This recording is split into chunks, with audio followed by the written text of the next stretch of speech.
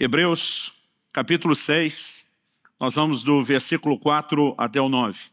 O texto sagrado diz: é impossível, pois, que aqueles que uma vez foram iluminados e provaram o dom celestial e se tornaram participantes do Espírito Santo e provaram a boa palavra de Deus e os poderes do mundo vindouro e caíram, se é impossível outra vez renová-los para arrependimento, visto que de novo estão crucificando para si mesmos o Filho de Deus e expondo a ignomínia. Essa palavra significa desonra pública.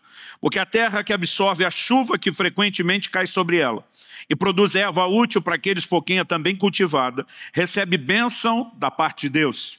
Mas se produz espinhos e abrolhos, é rejeitada, perto está da maldição, e o seu fim é ser queimada. Verso 9. Quanto a vós outros, todavia, ó amados, estamos persuadidos das coisas que são melhores e pertencentes à salvação, ainda que falamos desta maneira. Eu vou querer uma atenção especial para o versículo 9, embora, obviamente, a gente precisa desse contexto todo. A versão revisada de Almeida diz: mas de vós, ó amados, esperamos coisas melhores e que acompanham a salvação, ainda que assim falamos. Quando ele está falando de coisas que acompanham a salvação, obviamente ele se dirige a pessoas que foram salvas.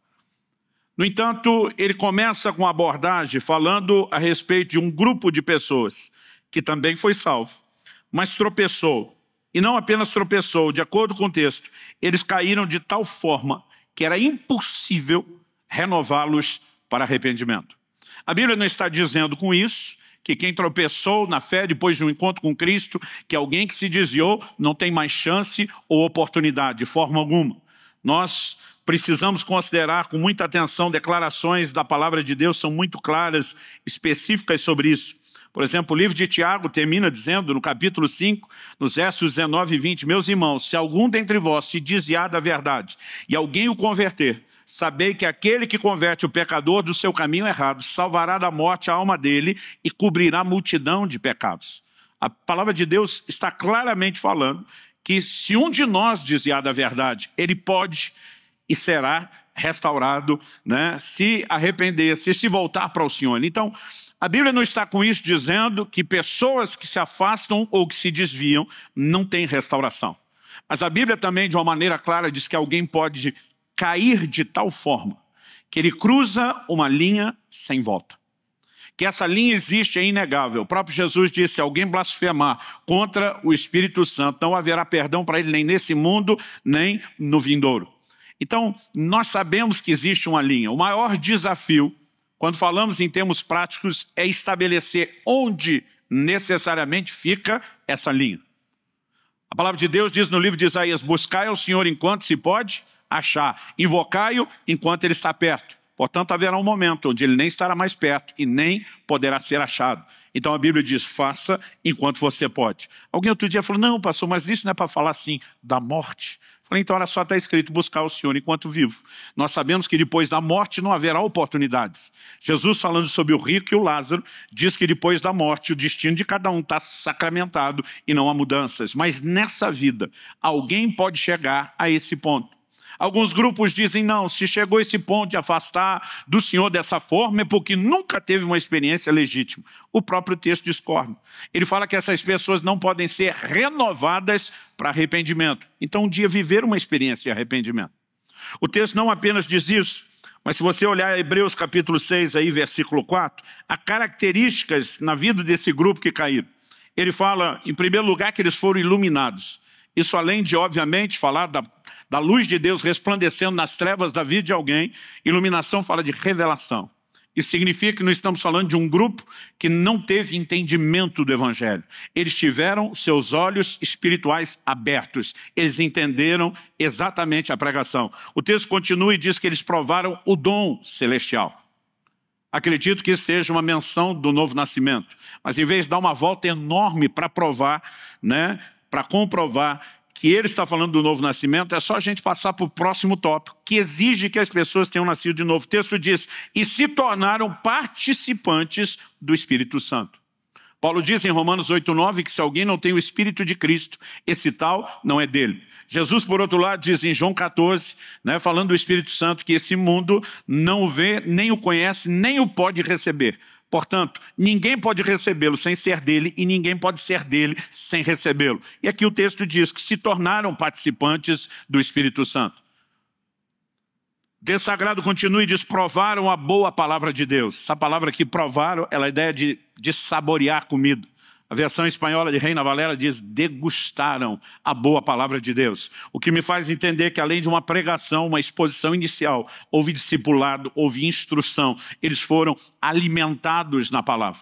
E por fim, o texto diz ainda que experimentaram os poderes do mundo vindouro. E com tudo isso, obviamente, textos que legitimam uma experiência assim como Hebreus 10.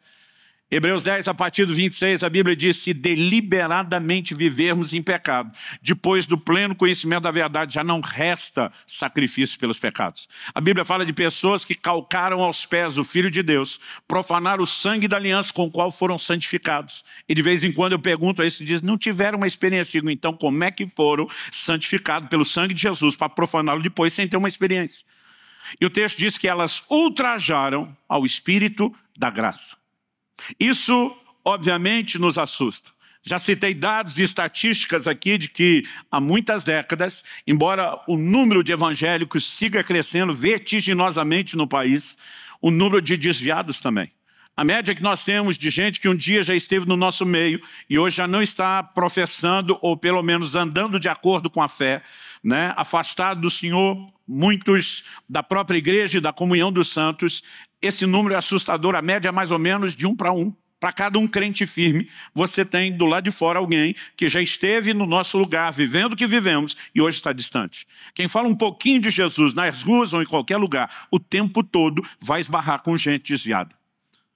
E a pergunta a ser feita é, como nós podemos garantir que as pessoas estão tendo uma experiência com Deus? E me parece que o maior desafio da igreja não é o evangelismo. Precisamos melhorar, com certeza, mas não me parece ser o nosso maior desafio. Talvez o nosso maior desafio é como consolidar na fé essas pessoas que entregam sua vida a Cristo de tal forma que elas jamais voltem atrás. Eu lembro que anos atrás, quando começou a se falar muito sobre a importância dos pequenos grupos para ajudar no pastoreamento da igreja, alguns líderes diziam, nós precisamos trabalhar para que a porta dos fundos não seja tão grande quanto a da frente. Hoje em dia nós nem queremos mais porta dos fundos. Não é nem a questão de diminuí-la. Nós queremos ajudar as pessoas a não comprometerem o seu posicionamento em Deus. E é disso que o autor está falando. Quando no versículo 9 ele diz, de vós, ó amados, esperamos coisas melhores. É lógico que existe um sentido genérico para todo crente de que Deus tem o direito de esperar de nós o melhor, porque Ele deu o melhor. Mas no contexto do texto, ele está falando a crentes que estão firmes, de pé, mas ele faz menção de crentes que tropeçaram, que caíram. Então, quando ele fala para o grupo que está firme a respeito de um que caiu, não pode mais ser renovado para arrependimento, e diz, de vocês esperamos coisas melhores. Ele está dizendo melhores do que quem? Do que o primeiro grupo. E isso me chama muito a atenção. A paráfrase, não vou nem chamar de tradução, a paráfrase da Bíblia, a mensagem, apresentou esse versículo 9 de Hebreus 6 assim, amigos, estou certo de que isso não acontecerá com vocês. Tenho os melhores pensamentos a respeito de vocês. Em outras palavras, não vai acontecer o que aconteceu com o primeiro grupo. Esperamos de vocês coisas melhores. Agora, no início do meu ministério como pastor, eu achava que o que todo mundo precisava para ser um crente de verdade era viver uma genuína experiência de arrependimento. Um legítimo novo nascimento, mudança de natureza. Então, essa pessoa passar a descobrir o que é ser participante do Espírito Santo, provar a boa palavra de Deus e se aprendesse a experimentar os poderes do mundo vindouro e o sobrenatural, eu pensava, esse está garantido. Era o que eu imaginava no início do meu ministério, até um dia me deparar com esse texto e dizer, peraí, esses caras tinham tudo isso. Arrependeram, nasceram de novo, se tornaram participantes do Espírito Santo, provaram a boa palavra de Deus, os poderes do mundo vindouro e caíram, e não só caíram de tal forma que já nem mais podiam ser renovados para arrependimento. Então, quando o escritor está dizendo de vocês esperamos coisas melhores, não está querendo dizer que essas coisas não são boas, importantes ou necessárias, mas ele está dizendo que elas não são suficientes. Se eu e você queremos de fato andar e permanecer no Senhor, nós precisamos ir além do arrependimento inicial, além do novo nascimento, além de ser participante do Espírito Santo, além de receber a boa palavra de Deus e de experimentar os poderes do mundo vindouro. E a pergunta é, o que é esse além? Compre pelo link na descrição desse vídeo. Eu não creio que Deus nos pediria algo melhor sem sinalizar o que de melhor Ele espera de nós. E acredito que a resposta esteja nos versículos 7 e 8. Eu não sei você, mas durante muito tempo, lendo esse texto, eu fiz questão de ler até o 9.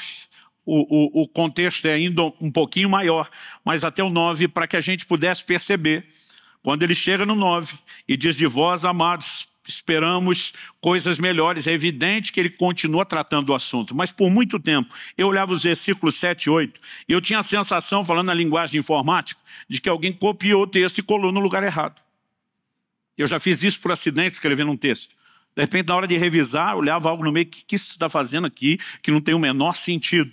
E daqui a pouco fui perceber que acidentalmente, né, tinha transportado de outro lugar uma coisa que tinha nada a ver com o texto. E às vezes eu ficava olhando e dizia, olha comigo, verso 7 e 8. Porque a terra que absorve a chuva que frequentemente cai sobre ela e produz erva útil para aqueles por quem é também cultivada, recebe a bênção da parte de Deus. Mas se produz espinhos e abrolhos, é rejeitada, perto está da maldição e o seu fim é ser queimada. Ficar pensando, o que tem a ver uma coisa com a outra? Mas lembre que ele está escrevendo a crentes bons, firmes na fé, falando a respeito de crentes ruins, fracos, que falharam na fé. E ele entra com um exemplo, uma alegoria, falando de terra boa e terra ruim.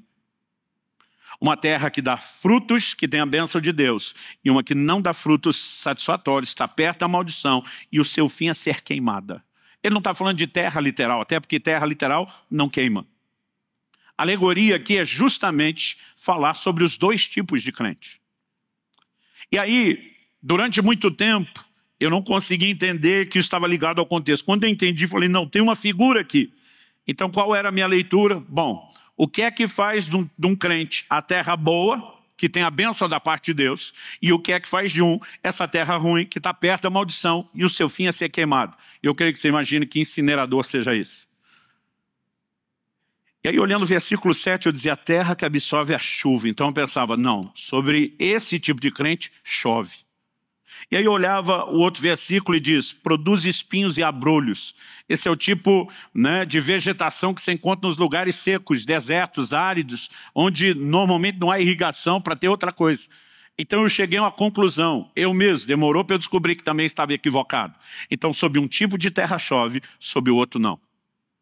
Agora, se o que determina que uma terra será boa é porque sobre ela chove, e o que determina que uma será ruim é porque não chove, então a terra não é responsável de coisa nenhuma, ela só é vítima.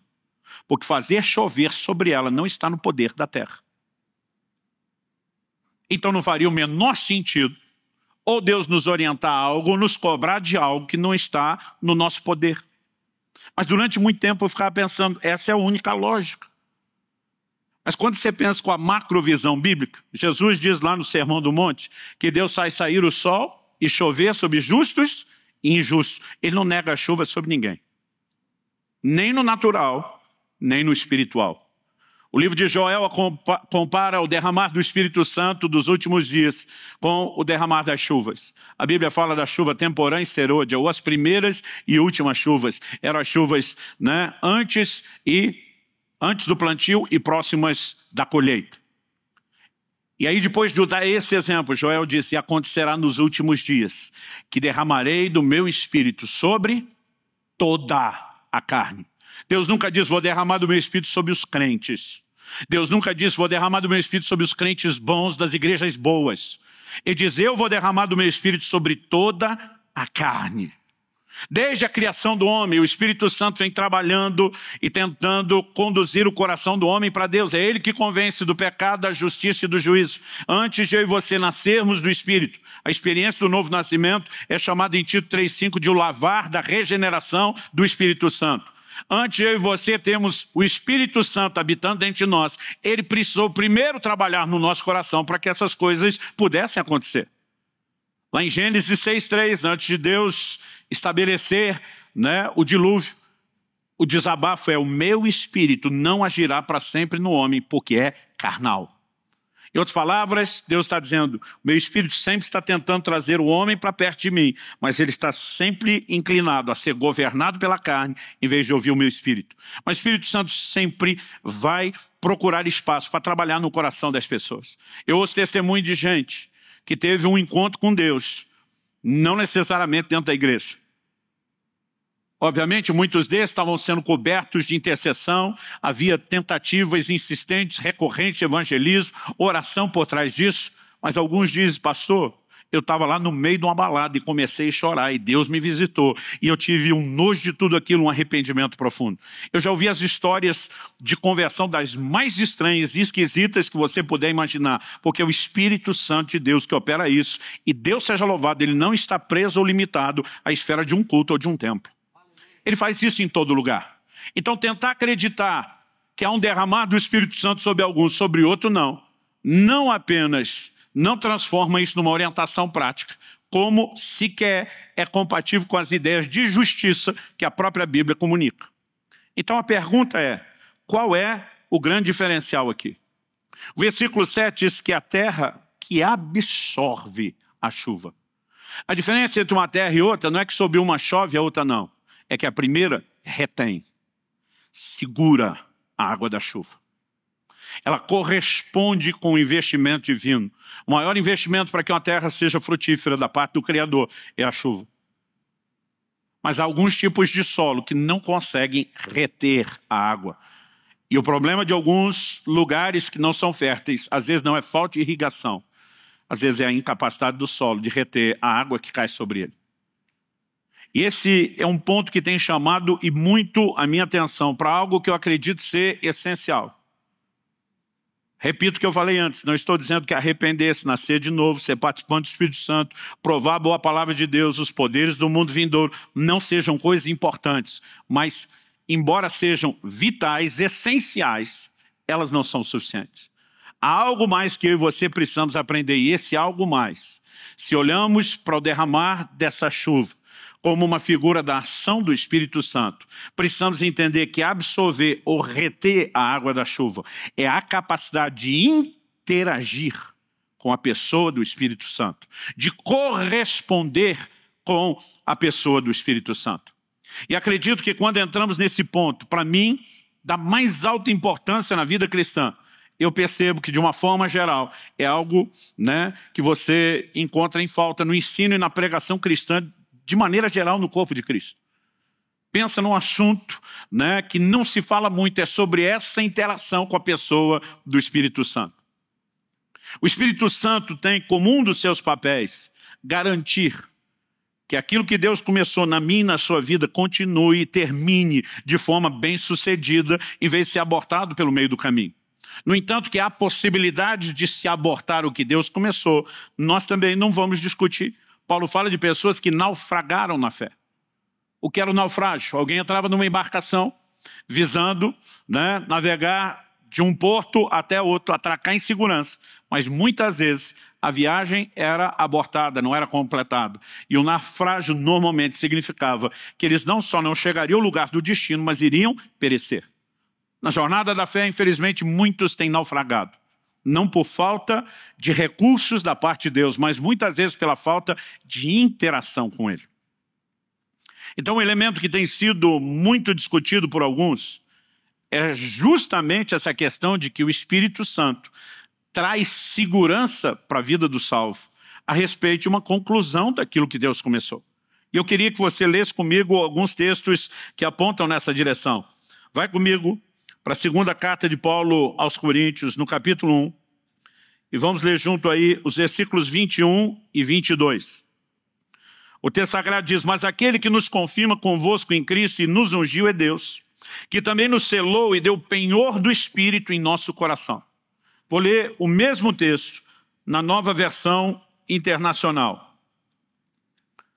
Ele, além da tradução, ele traz um pouquinho de explicação de alguns termos. O texto diz assim: ora, é Deus que faz que nós e vocês permaneçamos firmes em Cristo.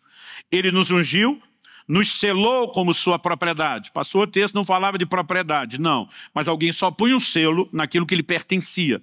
Então, como eu disse, aqui ele está interpretando. Nos selou como sua propriedade e pôs o seu Espírito em nossos corações como garantia do que está por vir. A expressão selo ela aparece aqui em relação ao termo garantia. Vá comigo para Efésios, capítulo 4, versículo 30.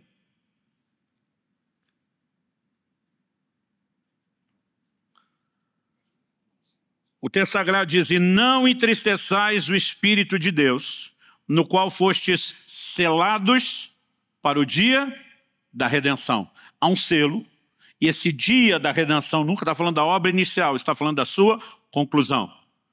Agora, com afirmações como essa, ninguém pode discutir que há um selo do Espírito, cujo propósito é que eu e você permaneçamos firmes. Agora a pergunta é, isso é automático a partir do momento que alguém teve contato com o Espírito Santo, então está garantido. Aquela turma de Hebreus 6, que caíram a ponto de não mais poder ser renovados, foram participantes do Espírito Santo. O que me faz deduzir que isso não pode ser algo que você e eu apenas esperamos que aconteça de forma automática. Mas a pergunta prática é, o que é o selo do Espírito? E quando eu e você recebemos? Volta comigo um pouquinho, Efésios, no capítulo 1. E vamos dar uma olhadinha nos versículos 13 e 14. No finalzinho do 12, o apóstolo termina usando a expressão, esperamos em Cristo. Depois de falar em Cristo, ele entra no 13.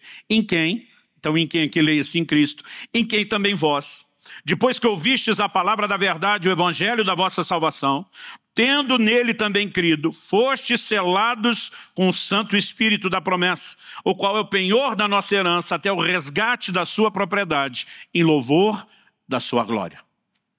Bom, verso 13 diz, depois que ouviram a palavra da verdade, o evangelho da salvação, tendo nele também crido, fostes selados.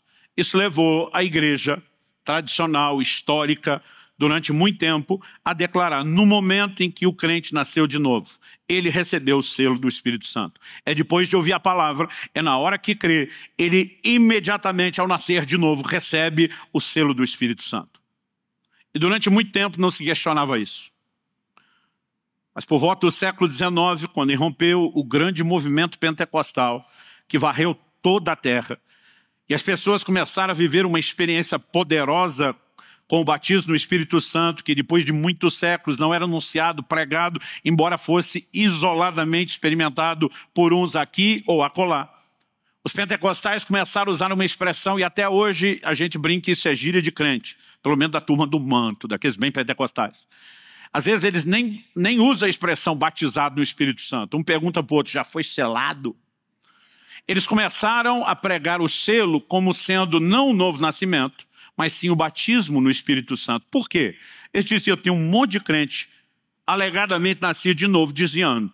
Então eles olhavam e diziam, isso não pode ser o selo, porque esse aparente selo que dizem não está funcionando. Mas aí eles olhavam para a vida daqueles que agora estavam sendo revestidos com poder, cheios do Espírito Santo, e mudando radicalmente de vida, e começaram a dizer, esse é o selo. No entanto, não demorou muitas décadas para que essa aplicação que eles fizeram fosse igualmente questionada. Porque se antes tinha gente que era só nascido de novo desviando, agora tinha gente nascido de novo, batizado no Espírito Santo, desviando.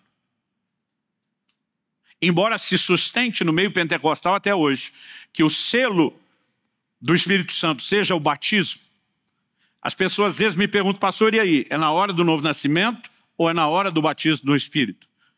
E normalmente eu gosto de dizer para as pessoas o seguinte, quem foi que disse que o selo é uma única experiência, uma data cronológica na vida de alguém? De alguma forma, a gente chegou a essa conclusão. Porque nós associamos isso a uma ou outra experiência. Deixa eu te dizer, ao longo de pelo menos 33 anos, eu tenho vivido experiências com o Espírito Santo. Algumas são parecidas, algumas são completamente diferentes, inéditas. Mas o que eu tenho descoberto ao longo do tempo é que não importa quanta experiência com Ele eu já tive. Se eu parar de me relacionar com Ele, tudo aquilo que eu vivi será desperdiçado. O que a maior parte das pessoas não tem enxergado, para mim, é o básico, é o fundamento de tudo. Eu e você não fomos chamados para ter experiências com o Espírito Santo. Eu e você fomos chamados para ter comunhão com o Espírito Santo, relacionamento com o Espírito Santo. Aliás, em 2 Coríntios 13, quando Paulo termina ali a epístola com o que nós apelidamos de a bênção apostólica, ele diz o seguinte, que a graça do Senhor Jesus, que o amor de Deus o Pai e que a comunhão do Espírito Santo seja com cada um de vós. Mas a maioria de nós lê esse negócio mais ou menos assim, que a graça de Jesus, a gente para, olha e diz, esse negócio é top, esse é importante.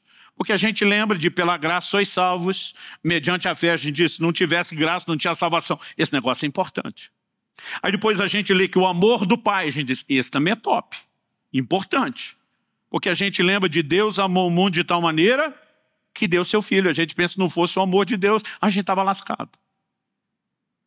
E aí a leitura termina mais ou menos assim, que a graça de Jesus, essa coisa top importante, que o amor de Deus o Pai, essa também super top, super importante, e a comunhão do Espírito Santo, aí o crente olha e diz, o que quer que seja isso, não deve ser importante, seja com cada um de vós. Irmão, eu ouso dizer para você que a comunhão com o Espírito Santo é tão essencial à sua salvação quanto a graça de Jesus e o amor do Pai. Nós precisamos entender a obra do Espírito Santo. Eu fiz uma conta rápida agora há pouco durante o louvor. Eu não sei se eu vou ser 100% aqui preciso, mas deve estar pelo menos 99 ponto alguma coisa por cento.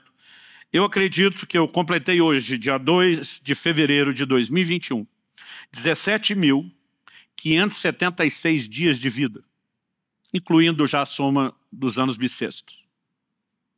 17.576 dias de vida. Se na média eu tiver comido 1 quilo de comida por dia, uma média generosa, levando em conta o tempo que era criança, levando tempos mais recentes, que a gente já está mais convertido, teve época que 1 quilo era uma refeição. Mas vamos fazer assim uma média bondosa. Isso significa que eu já teria consumido, no mínimo, 17,5 toneladas de alimento. Eu fico imaginando quanto espaço eu precisaria para acomodar e acumular aqui 17,5 toneladas de alimento. Gente, é muita comida. Pensa numa criatura consumidora de alimentos. E não ria você de mim, que alguns estão ali, ó. Agora, por que eu estou falando isso? Não importa se eu já comi 17,5 toneladas de alimento até hoje. Se eu parar de comer, eu morro. Porque tudo isso só me trouxe até aqui. Para que eu siga vivendo, eu preciso continuar comendo. Quem está entendendo, diga amém. Então não importa se você um dia foi batizado no Espírito Santo, se na hora do novo nascimento já recebeu um toque de Deus, se depois teve uma experiência de cair debaixo do poder de Deus, se você fluiu nos dons, não importa o que você viveu até hoje, se você parar de relacionar-se com o Espírito Santo, você morre. E sabe, o que muitas pessoas não entendem é o quanto isso é necessário e importante. E aí nós precisamos entender essa dinâmica de relacionamento. A vida cristã envolve interação. Eu fico vendo as escolas teológicas debatendo, uma joga toda a responsabilidade em cima do homem, a outra transfere tudo para Deus. E de vez em quando a turma diz, pastor, dependendo da mensagem sua que a gente ouve, parece que o senhor está de um lado, dependendo da mensagem, parece que está do outro. Eu digo, não estou nem de um lado nem do outro. E a turma diz, como não? Eu falei, eu estou tentando ficar no meio. A turma diz, como assim? Eu falei, olha, tem responsabilidade humana? É inegável. A Bíblia diz, arrependei-vos, imperativo. Então, se Deus ordena o homem arrepender, ele tem responsabilidade no arrependimento. Mas a mesma Bíblia também diz, lá em Romanos 2,4, que a bondade de Deus conduz ao arrependimento. Também existe uma graça e um recurso divino que precisa se encontrar com essa responsabilidade humana e a interação produz resultado. Romanos 8,26 diz que o Espírito nos ajuda na nossa fraqueza. A palavra ali traduzida ajuda é um palavrão no sentido de ser grande. Sunanti lambanomai. É a composição de 3 palavras, sun, anti e lambano. O mai é só a conjugação do terceiro verbo depoente. Eu tinha decorado isso para impressionar vocês, mas esqueci. Eu não faço ideia do que é o mai, é um tipo de conjugação. Mas na hora que eu decorei tinha ficado bonito. Sunanti lambanomai é a composição de sun, ante. A palavra ante é conhecida, tem influência nas línguas latinas, significa contra. E lambano. Lambano é pegar. Sun, ante, lambano é pegar firme contra alguma coisa, juntamente com alguém. É por isso que a palavra normalmente é traduzida como trabalhar em conjunto. Paulo cirurgicamente escolhe uma palavra que indica um tipo de ajuda que é muito específico. A palavra ajuda no português pode ser vaga. De repente eu posso chamar alguém aqui e dizer, fulano, me ajuda a carregar esse teclado. Mas o me ajuda pode ser assim, eu estou atarefado fazendo algo, carrega você para mim, aí essa ajuda seria uma substituição. Sunanti lambano indica que é uma parceria.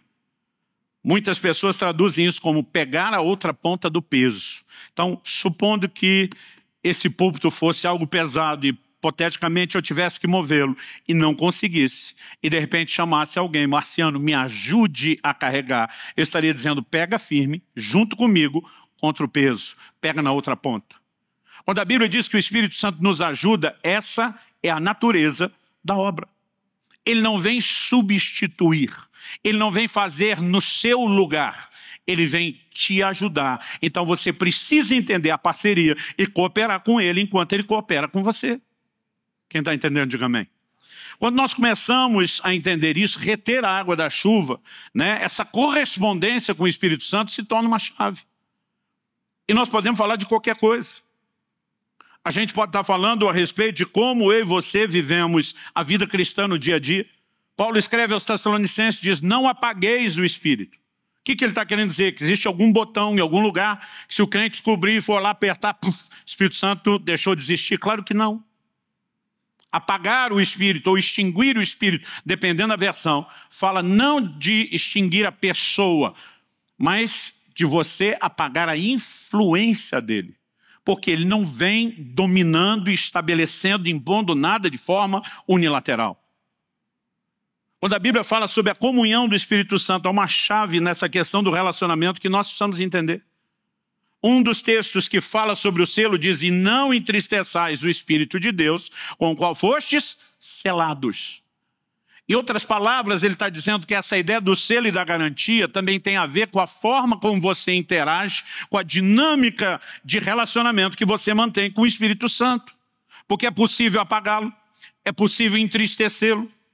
Aliás, podemos imaginar esse entristecimento em níveis distintos. Uma coisa é entristecê-lo uma vez, uma coisa é entristecê-lo com uma frequência um pouquinho maior. Uma coisa é viver entristecendo ele e outra é você extrapolar todos os limites. O livro de Isaías diz, eles contristaram o seu Espírito Santo, de modo que ele se lhes tornou inimigo. Quando eu olho para uma declaração dessa, obviamente não estamos falando de alguém que o entristeceu 1, 2, 3 ou 4 vezes, mas de pessoas que começaram a viver permanentemente nesse estado. Então deixaram de tê-lo como ajudador e ele se transformou em inimigo, em opositor. A forma como eu e você cultivamos relacionamento com o Espírito Santo é essencial, é vital. No Velho Testamento, aquilo que hoje nós chamamos de cristianismo, a fé que professamos em Cristo, essa beleza de viver a vida da redenção, era chamada de o caminho. Repetidas vezes, você vai ver no livro de Atos a expressão o caminho. Agora, isso foi profetizado por Isaías. Isaías, por exemplo, no capítulo 35, no versículo 8, a Bíblia diz, ali haverá uma estrada chamada de o caminho santo. Mas em Isaías 30, 21, a Bíblia diz que enquanto nós trilhássemos esse caminho, haveria uma voz atrás de nós dizendo, esse é o caminho, andai nele, não desvie para a direita, não desvie para a esquerda. O que é que isso nos ensina? Que Deus não providenciou só um caminho, ele providenciou um guia para que eu e você nunca venhamos a sair do caminho. Quem está entendendo, diga amém. Romanos 8,14 fala daqueles que são guiados pelo Espírito de Deus. A palavra ali traduzida guiados, no original grego água, um dos seus significados é ser tomado pela mão e conduzido até o destino final. Quando eu completei 7 anos de idade e saí daquela fase do pré-primário para entrar no primeiro ano do ensino ensino básico. A gente precisa atualizar os nomes, é isso? Me ajude, Leste. Eu estava apavorado. A escola onde eu ia era longe de casa. Tudo era novo, tudo era estranho. E naquele primeiro dia de aula, meu pai decidiu me levar. E ele literalmente me pegou pela mão em casa. Aos meus 7 anos de idade. Ele fez todo o caminho. Quando eu era criança, achava que eram 5 quilômetros. Depois de adulto, voltei lá. Dá mais ou menos 1 quilômetro. Mas era um quilômetro bem comprido. Para as pernas de uma criança. Meu pai fez aquele trecho comigo. Ele não apenas chegou na porta da escola e disse entra, ele entrou, ele achou qual era a classe onde eu estava matriculado, me botou na fila, me ensinou como eu deveria comportar na hora de cantar o hino. Um dia desse alguém falou, que hino? Eu falei, aí você vê como as coisas mudaram, né? O hino nacional. E ele diz, na hora que aquela professora entrar e essa fila seguir dentro daquela sala, você faz. Ele me tomou pela mão e me conduziu até o destino final. Essa é a provisão que Deus nos deu no Espírito Santo. Alguém que desde o primeiro dia, não é alguém que botou um selo e diz, agora se vira, fui. Alguém que desde o primeiro dia diz, eu vou te tomar pela mão. Eu vou te orientar ao longo da caminhada para que você não se perca. Eu estarei com você até o destino final, até que isso seja completado. Agora, se nós entendemos que Ele é o guia, mas que deve haver da nossa parte uma interação, então se faz necessário, eu e você entendemos a dinâmica da interação, do relacionamento correto. Porque muitas vezes nós podemos simplesmente desprezar aquilo que Deus, por meio do Espírito Santo, está tentando fazer nas nossas vidas. E acabamos dessa forma, muitas vezes, comprometendo o que Deus tem.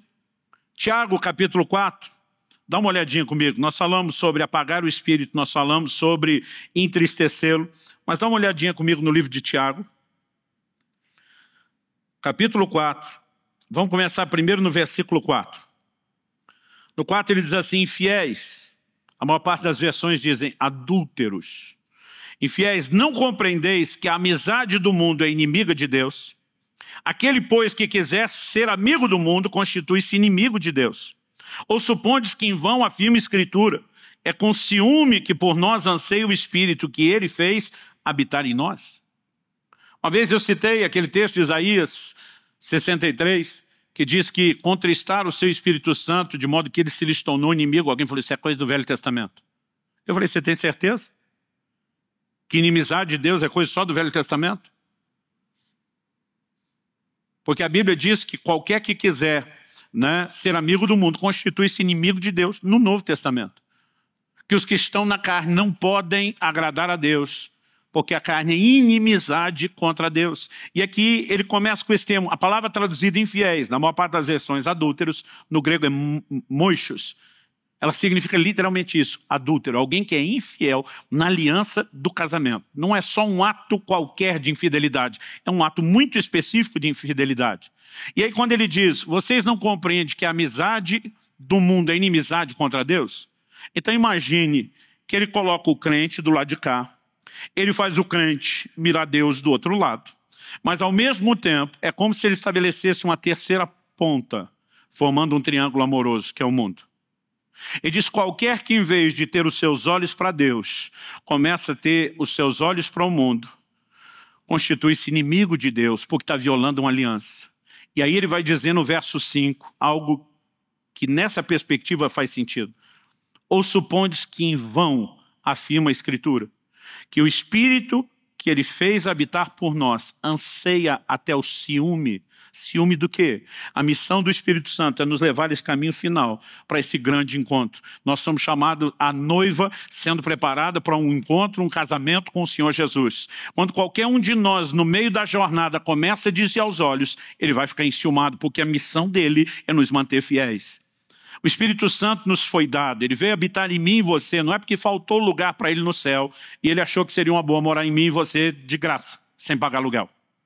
Ele veio com uma missão, nos transformar de glória em glória na imagem do Senhor Jesus, nos ajudar a trilhar esse caminho, quem está entendendo? Mas para que a gente possa de fato ser bem sucedido no caminho, nós não podemos descartá-lo. Então a questão não é quanta experiência nós já temos, é se eu e você continuamos cultivando relacionamento e sensibilidade à voz dele e à forma dele de nos dirigir. Faz sentido para vocês?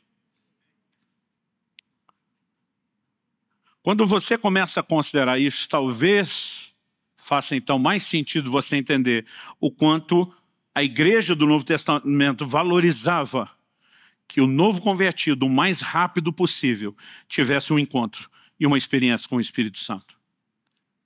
Em Atos, no capítulo 8, quando a palavra de Deus chega em Samaria através do ministério de Filipe, a Bíblia diz que as pessoas estavam entregando suas vidas a Jesus, eram batizadas nas águas, havia grande alegria na cidade. Filipe está operando sinais e prodígios, gente curada, demônios sendo expulsos. Mas a Bíblia diz que imediatamente a igreja de Jerusalém mandou para lá nada mais, nada menos do que Pedro e João. Um dia eu falei isso, alguém resmungou em voz alta, só diretoria. Porque Paulo, escrevendo em Gálatas 2, menciona Pedro, João e Tiago como as colunas da igreja. Provavelmente Tiago, que passa a ter cada vez mais voz, é chamado de o irmão do Senhor por Paulo, um dos irmãos de Jesus. Ele direcionou Pedro e João para que fosse. E a Bíblia diz que eles foram para lá porque nenhum deles, embora já tivesse sido batizado nas águas em nome de Jesus, nenhum deles tinha ainda recebido o Espírito Santo. Eles olham e dizem, prioridade 0 para esse grupo, o enchimento do Espírito Santo. Então os apóstolos vão lá, começam a impor as mãos, e a Bíblia diz que viam que pelas mãos deles era dado o Espírito Santo. Aí você pensa, bom, pode ter sido um momento, a igreja ainda está se formando e não entende. Não, eu vou te mostrar que é um padrão. E é um padrão que não é meramente humano. Atos capítulo 9. Saulo tem um encontro com Cristo. Fica 3 dias e 3 noites trancado num quarto, orando, sem comer nem beber. O Senhor Jesus aparece numa visão a um discípulo chamado Ananias e diz para ele, na tradução da Bíblia, na linguagem de hoje, do pastor Luciano Subirá, a minha própria versão mineira, diz Jesus, fala para ele, Ananias, eu preciso de você. Ele, eis-me aqui, Senhor. Aí o Senhor diz, eu preciso que você vá à rua tal, na casa de fulano de tal. Aí o Senhor diz para ele, procure por um tal de Saulo, apelidado de Tarso. Nesse momento, o Ananias interrompe Jesus e diz, não é flor que se cheire. Senhor, eu tenho ouvido o que esse homem tem feito contra a tua igreja, os males. Eu imagino que se fosse hoje, alguém escrevendo uma linguagem mais contemporânea, diria que Jesus falou para Ananias, sabe de nada, inocente. Eu já me encontrei com ele. Eu mesmo o ganhei. Mas Jesus diz, Ananias, eu preciso que você vá lá e imponha as mãos sobre ele, para que 2 coisas aconteçam. Primeiro, que ele volte a ver. Ele não está vendo nada desde que minha glória resplandeceu. Segundo, Jesus diz para que ele seja cheio do Espírito Santo. Irmão, o próprio Jesus, nosso Redentor e Senhor da igreja, ele está dizendo, não importa, Ananias, se eu mesmo ganhei o cara, ele está tão impactado que ele está 3 dias sem comer nem beber, trancado orando. Quantos crentes você conhece? Que depois da conversão se trancaram 3 dias no quarto sem comer nem beber, orando sem parar em jejum. Eu nunca vi isso. O impacto da conversão de Paulo era evidente, mas Jesus está dizendo, não importa a intensidade da experiência, não importa se ele me viu, não importa o nível de resposta até agora, ele precisa ser cheio do Espírito Santo, porque Jesus nunca propôs uma vida sem o Espírito Santo. Aliás, quando em João 14, ele diz, olha, eu estou indo, mas não vou deixar vocês sozinhos. Eu imaginava ele falando do Espírito Santo quase como um step. Tipo, o carro não ficar com a roda menos, providenciei alguém aí que não vai baixar muito o nível. Mas quando você chega em João 16, a ênfase de Jesus ganha uma conotação completamente distinta. Jesus diz, convém que eu vá. Porque se eu não for, o Espírito Santo não pode vir. Aqui ele não está dizendo, gente, porque eu estou indo, ele vai vir tentar segurar um. Não, Jesus diz, eu tenho que sair, porque se eu não sair, ele não vem. Jesus diz, eu tenho muito que vos dizer, mas vocês não podem suportar. No entanto, quando vier o Espírito Santo, ele os guiará a toda a verdade. Jesus está dizendo, ele não vai manter só um nível, ele vai subir um nível. Ele é a grande provisão de Deus desde o início. Em Atos 10, quando os gentios pela primeira vez se convertem na casa de Cornélio, já foram cheios do Espírito Santo, não houve uma necessidade de uma intervenção. Mas quando Paulo chega em Atos 19, quando ele chega na cidade de Éfeso, ele encontra algumas pessoas que se intitulam discípulos. Aí ele vai fazer um checklist. Primeira pergunta dele, no que é que vocês foram batizados? Eles dizem, no batismo de João. Imagina Paulo olhando, batismo de João? O batismo de João era um batismo para arrependimento, anunciando o Cristo que viria, que instituiria depois seu próprio batismo, tanto nas águas como no Espírito Santo. Ele olha para eles e diz, tem alguma coisa errada. Na verdade, a pergunta inicial de Paulo, eu vou falar da pergunta antes dessa pergunta, foi: recebestes vós o Espírito Santo quando crestes? A resposta desse grupo: nós nem ouvimos falar que exista Espírito Santo. Eu disse: espera aí, não só não receberam como não ouviram falar. Paulo diz: no que é que vocês foram batizados? Aí diz: no batismo de João. Paulo diz: agora estou entendendo que vocês não sabem do Espírito Santo. Vocês estão realmente por fora. A Bíblia diz que Paulo expõe o Evangelho, leva eles ao batismo nas águas e todos foram cheios do Espírito Santo. O que nós entendemos? Que a dinâmica era conduzir as pessoas o mais rápido possível, não apenas a uma experiência. A experiência era a porta de entrada, mas em um relacionamento com o Espírito Santo. Em Atos, no capítulo 13, quando a igreja começa pela primeira vez a praticar o que a gente pode chamar de missões intencionais, até então as missões eram acidentais, estão fugindo da perseguição, vão pregando o evangelho sem nenhum planejamento. Agora Paulo e Barnabé têm de fato um projeto de Deus no coração. O Espírito Santo diz: me separa Paulo e Barnabé para a obra que eu os tenho enviado. Eles começam a entrar agora nas cidades dos gentios. Gente, o desafio de pregar o evangelho no meio dos gentios era maior do que no meio dos judeus. Por quê? No meio dos judeus havia uma fé comum. Todo mundo cria na promessa do Cristo que viria. Todos eles, os judeus, criam no Antigo Testamento como a Bíblia, a palavra de Deus. Então, onde quer que se encontrava um judeu, eles discutiam o que estava escrito. Eles já tinham valores fundamentados, como a existência de um só Deus, o Criador de todas as coisas. Não aceitava idolatria em hipótese nenhuma, não aceitava imoralidade. Então vamos imaginar o contexto cultural do Brasil. No Brasil é relativamente fácil pregar o evangelho, porque nós somos um país de cultura cristã. A maior parte das pessoas já ouviu falar de Deus e o diabo, anjo, demônio, céu, inferno, né? E quem não acredita que a Bíblia é a palavra de Deus ainda tem a chance de aceitar que ela contenha. Existe um nível de abertura. Agora vai pregar para um hindu na Índia. E você diz para ele: porque a palavra de Deus, ele olha para você e diz: qual Deus? Eles creem em milhões de deuses. Não, o único... Não tem um só. Não, é a palavra de um e a dos outros. Está tudo relativizado. Então ele já tinha um desafio maior para a conversão. Depois da conversão, imagina o desafio do discipulado. Agora tinha que chegar para esse camarada convertido e dizer: não pode idolatria. Só que a vida inteira eles estavam no meio dos ídolos. Não pode prostituição. Eles se prostituíam no culto aos ídolos. Eles não só não entendiam aquilo como pecado, como entendiam até que tinha alguma mistura, né, com aquilo que faziam. O desafio era enorme. Por que estou valorizando o desafio? Porque eu quero que você pense como eles trabalhavam com eles. Paulo e Barnabé chegam na cidade, pregam o evangelho, juntam um grupo de discípulos, dão gás neles por pouco tempo. Daqui a pouco eles olham para aquele grupo e dizem: nós vamos para outra cidade pregar o evangelho. E quando eles saíam, esse primeiro grupo ficava sem pastor, sem líder. Atos 14 nos mostra que depois eles vêm fazendo o caminho da volta. E nesse caminho de volta eles começam a levantar os primeiros presbíteros, os primeiros líderes. Não tinha líder quando eles saíram. Ah, pastor, mas pelo menos eles tinham a Bíblia. Não. Os judeus tinham o Velho Testamento. Os gentios convertidos não tinham acesso a ele e o Novo Testamento não tinha sido escrito. Então eles ficavam sem Bíblia. Eles não tinham o que hoje, erroneamente, nós chamamos de igreja. Igreja não é o prédio, não é o auditório, é o ajuntamento dos santos. Mas eles não tinham esse quartel-general, esse lugar para se reunir, para ser fortalecido. Aí eu fico pensando, hoje em dia, as pessoas se convertem, a gente dá para eles Bíblia, a gente dá para eles pastor, a gente dá o quartel-general, e já é difícil manter firme. Sem necessariamente esse histórico todo, né, de idolatria e imoralidade. Aí você começa a pensar, se ainda hoje, dando tudo isso, é difícil manter essa turma firme, qual era o desafio deles de largar aquele grupo tão novo na fé e simplesmente ir para outro lugar com a convicção de que aquilo não seria perdido? Isso só era possível por conta de uma ênfase que era dada desde o novo nascimento.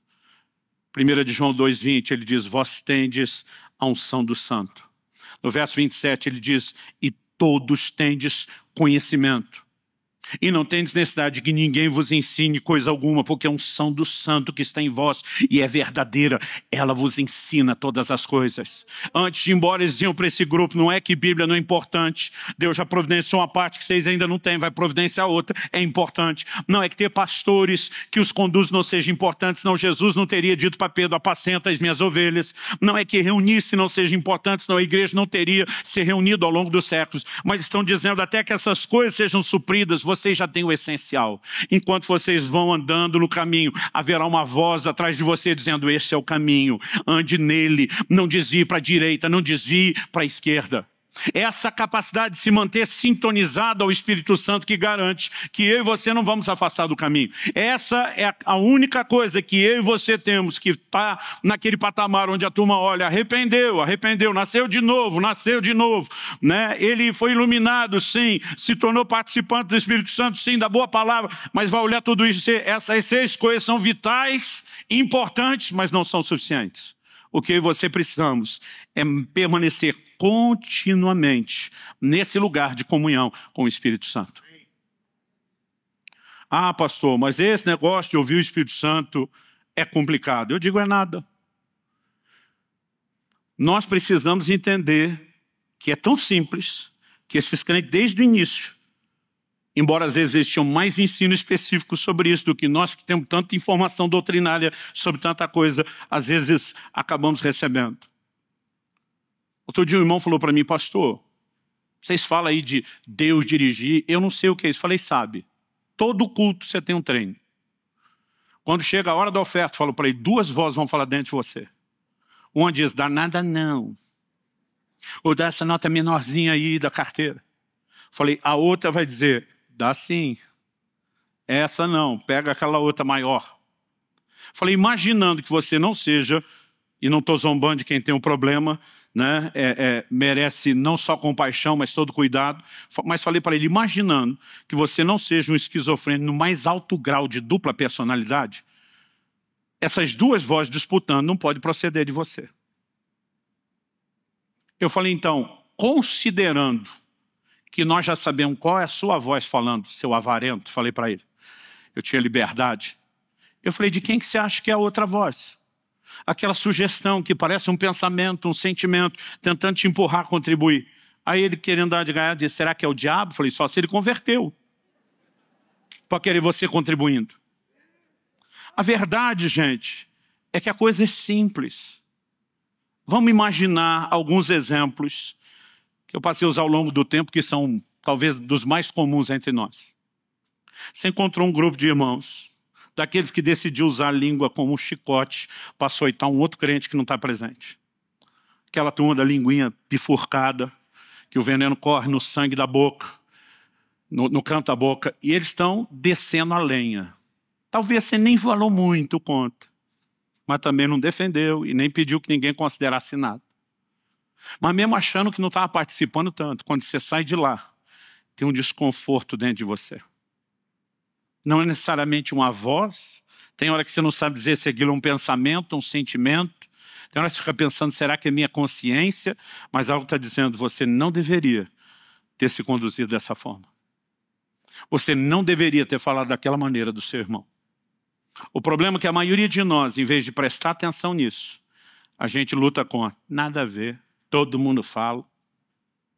E quanto mais insensíveis nos tornamos aos impulsos do Espírito, mais nós o apagamos e abafamos a sua voz.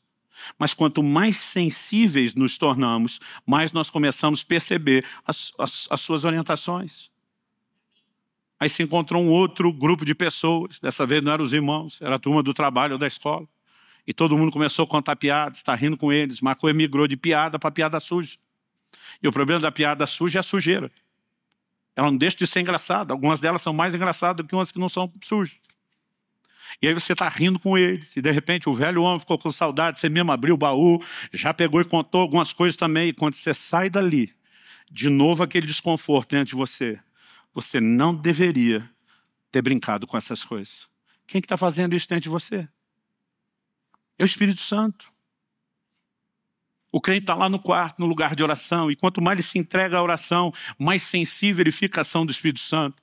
E de repente ele chega naquele ponto da oração. Meus filhos, quando era pequeno, diziam: pai, sabe aquela hora da oração que fica bem gostoso? Ele entra naquele ponto, né, naquele lugar de oração, começou a quebrantar, e daqui a pouco o crente está chorando. E algo lá dentro no íntimo fala para ele: perdoa fulano. Aí você diz: perdoa ou não? Gente, se o Espírito Santo não fala com o crente, ele deve ser das criaturas mais loucas que existe, porque vive discutindo consigo mesmo. Perdoa ou não? Lembra de quantos bons momentos vocês já tiveram juntos? Passa por cima disso, releva. Não, posso até perdoar, mas vai ter que vir rastejando, mendigando. Com quem que você está discutindo, crente? A coisa não deveria ser tão complexa. Às vezes são pequenas coisas. A maneira que você respondeu para o cônjuge ou para um filho, algo dentro de você diz: está errado. O problema é que às vezes a gente quer se estribar no nosso próprio entendimento. Está errado porque mereceu. Em vez de simplesmente prestar atenção. Se eu e você entendemos o que é essa dinâmica de corresponder com o Espírito Santo, em qualquer coisa, em qualquer área da nossa vida, gente. Esse domingo eu tinha pregado de manhã numa igreja lá em Recife, os irmãos me levaram para um restaurante. Eu estou comendo com eles o tempo todo, eu só vejo uma pessoa naquele restaurante. Parece que eu não consigo enxergar mais ninguém. É um dos funcionários da limpeza, que está o tempo todo, varre, limpa. E eu estou olhando para ele o tempo todo, tem algo me incomodando. Eu sei que é o Espírito Santo. Eu sei que Deus está me chamando a atenção, eu começo a orar por ele, e daqui a pouco eu sinto que eu tenho que dar uma palavra para ele, que eu não sei o que é. Mas algo importante que você precisamos entender a respeito do Espírito Santo é que isso é algo meio parecido com o jogo de dama ou xadrez. Ele faz um movimento, você tem que fazer o seu. Enquanto você não faz o seu, ele não faz o próximo. Bom, a história terminou com eu levando esse cara para o banheiro, dando uma palavra de Deus para ele, orando para ele, vendo ele chorando. Era de fato um cristão e ele diz: aonde eu vou, as pessoas estão me cercando com essa mesma palavra. E você podemos, em qualquer momento, em qualquer lugar, viver em comunhão com o Espírito Santo. Quem está entendendo, diga amém. Pastor Luciano, como exatamente se dá essa comunhão e essa liderança com o Espírito Santo? Você se incomodaria de voltar terça que vem para eu terminar essa mensagem?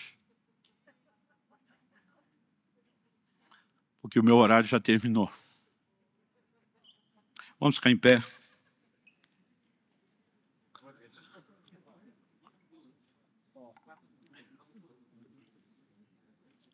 Francis Chan, autor do livro Deus Esquecido, uma referência a como o Espírito Santo é negligenciado.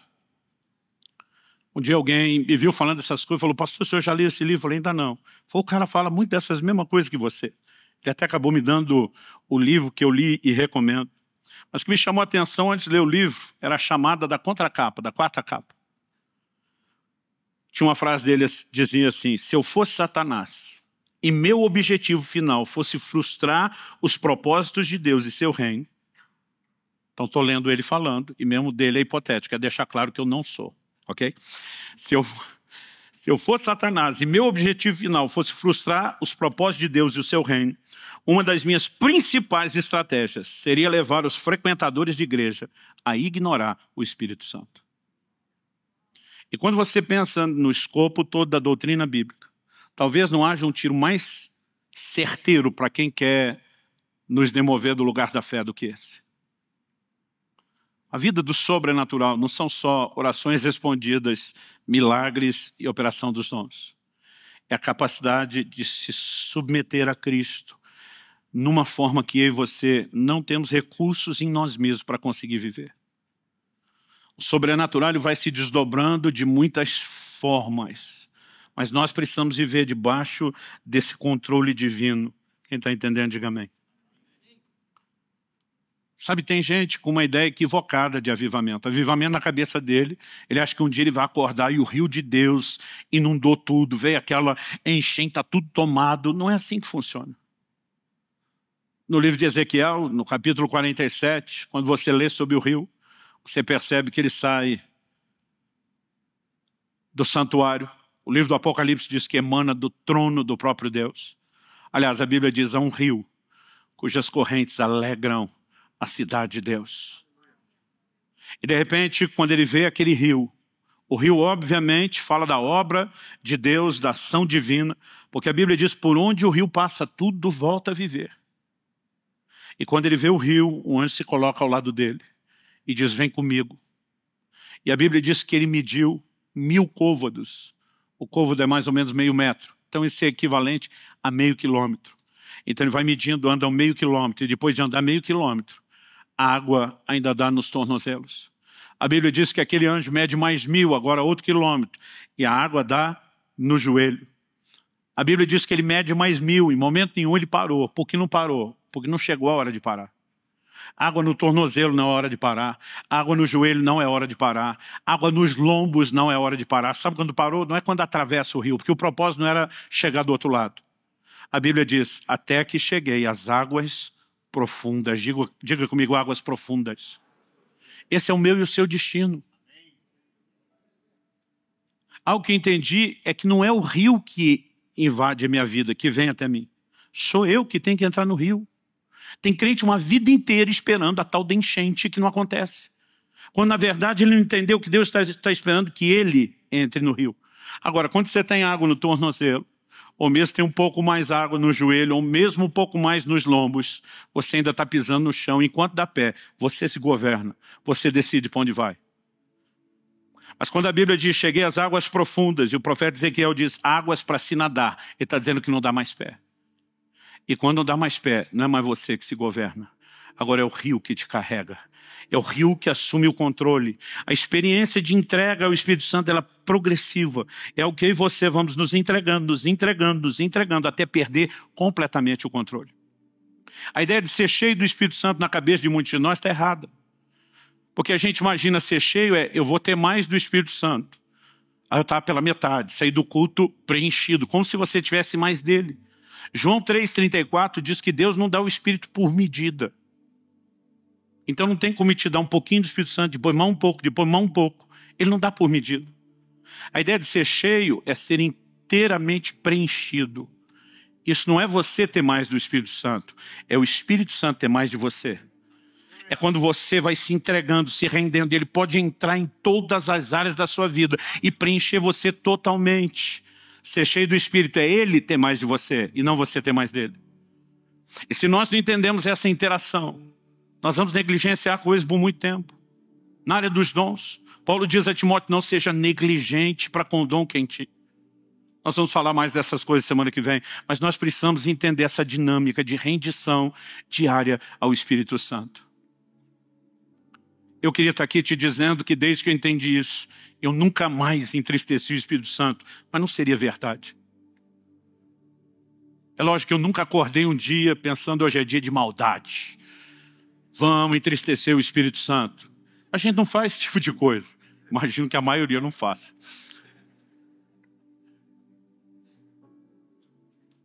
Estou olhando minha filha aqui na primeira cadeira.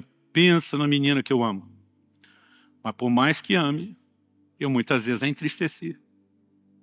Não acordei um dia pensando que eu posso fazer para importunar minha vida, a vida da minha filha ou chateá-la hoje. Mas porque somos falhos e imperfeitos, às vezes fazemos isso. E por mais arrependido que eu fique quando eu fale com ela, eu nunca tive a ousadia de prometer nunca mais vou fazer. Eu me esforço para fazer cada vez menos. Eu quero te dizer, com Deus não é diferente. Há momentos em que eu sigo tão prontamente a liderança do Espírito Santo. E há momentos que eu fico perguntando, por que eu não levei isso a sério? Ou por que eu fui na direção completamente oposta? Cada vez que eu percebo que eu entristeci, isso dói. Davi externo arrependimento dele, dizendo, Deus, ele não está preocupado se ele vai continuar sendo rei ou não, se o trono é dele. Ele diz, não retires de mim o teu espírito e nem a alegria da tua salvação. Ele está dizendo, isso eu não posso perder.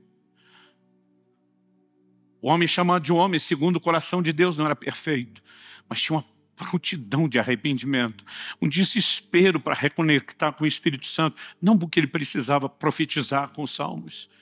Era ali que ele era preenchido. E quando eu e você descobrimos que o entristecemos, o propósito de Deus não é com isso nos encher de culpa e condenação, mas é sempre nos chamar a um lugar de restauração. E nós precisamos vigiar continuamente o coração. Há um perigo de que muitas vezes aquelas experiências que no início para nós eram tão impactantes e extraordinárias, elas se tornem comuns. Saí de um culto onde o ministro tinha sido usado por Deus para trazer tanta cura para o povo. E eu vi outros ministros comentando, nada de espetacular. Eu falei, gente, vocês estão banalizando isso?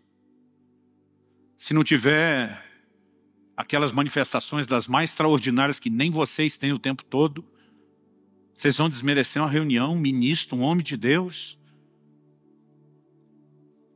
A verdade é que mesmo as pessoas que vão galgando lugares maiores, elas podem se perder no meio do processo. Paulo diz para que eu não me exaltasse por causa das grandezas das revelações. Tem gente que se perde não é por falta de experiência, é pelo excesso. Porque o coração, de alguma forma, começa a desconectar de alguém que eu e você não podemos. Então, quero te lembrar, não importa quanta experiência você já teve com o Espírito Santo ao longo da sua vida, você não pode parar de ter relacionamento com Ele. Você não pode parar de estar próximo, de estar sensível a Ele. E eu creio que nessa noite, Deus não quer trazer só orientação, ensino, didática. Eu creio que Ele quer acender uma faísca no coração de muitos de nós. Minha oração nesses dias tem sido que Deus traga saudade para alguns que já viveram num lugar mais intenso e não estão vivendo isso. O anjo da igreja de Éfeso, ele diz, lembra de onde caíste. Ele não está apelando para obrigação, ele está apelando para um senso de saudade. É como se dissesse, você lembrar que o que nós tivemos já foi melhor do que está hoje. Talvez você se disponha a arrepender e voltar à prática das primeiras obras. Eu queria que nós tivéssemos um tempo de oração. E é por isso que não dá para continuar o ensino hoje. Nós vamos fazer isso mesmo semana que vem. Para quem vier só semana que vem vai ter começo, meio e fim. Mas para quem já garantiu hoje, eu acho que nós vamos ampliar esse entendimento. Eu quero que você fale com Deus. Eu pedi para você ficar em pé por hábito. Você ora como você achar melhor. Em pé, sentado, de joelhos. Mas nessa hora, o que quer que seja que Deus esteja falando ou trabalhando no seu coração, seja sensível a Ele. Eu creio que pessoas vão ser renovadas nessa noite. Gente que há muito tempo talvez já não chore, já não ore em outras línguas e vai ser visitada pelo Senhor, se é que isso já não aconteceu antes.